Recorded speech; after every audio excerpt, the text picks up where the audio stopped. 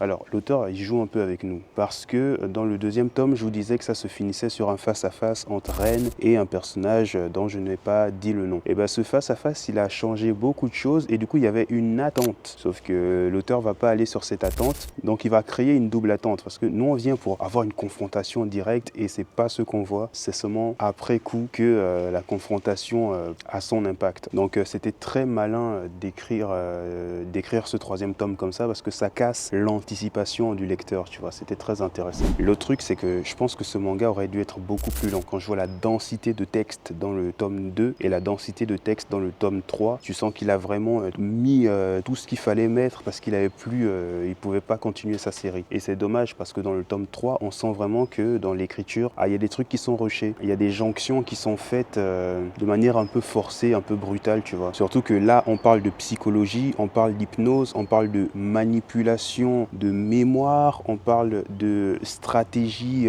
entre un clan, enfin un empire et un autre. Donc ouais, il faut prendre le temps de bien amener les choses. Et il y a un moment où il y a des trucs qui se sont passés avec le mindset des gens hypnotisés qui...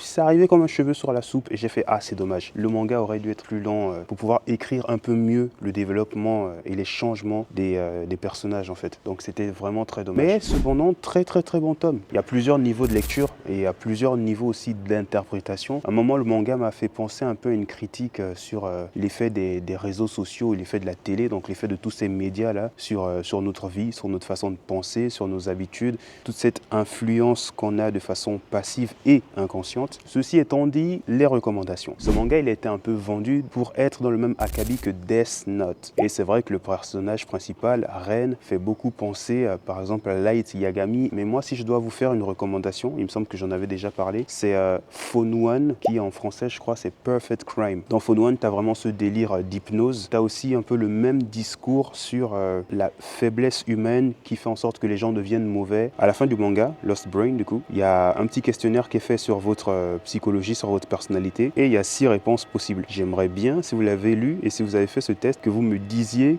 à quel numéro vous correspondez. Moi, par exemple, je corresponds au numéro 1. Ça m'a fait rire, j'étais en mode « Ah, mais on se ressemble pas du tout, lui et moi ». C'était Mars Lee. Si tu me découvres avec cette vidéo, moi je parle de manga, je parle de musique, de tout ce qu'il y a autour. Je fais du dessin abstrait sur Instagram et surtout, il y a possibilité que je fasse des cadres. Là, je suis en extérieur, tu verras que le cadre, il change tout le temps, c'est normal, tu vois, j'ai pas les moyens d'avoir un chez moi, mais c'est pas ça qui m'empêche de créer. Et ça, c'est un mindset que j'ai aussi envie de transmettre. On crée, donc on existe. Je crée, j'existe. Let's go, baby. Allez, fin de vidéo.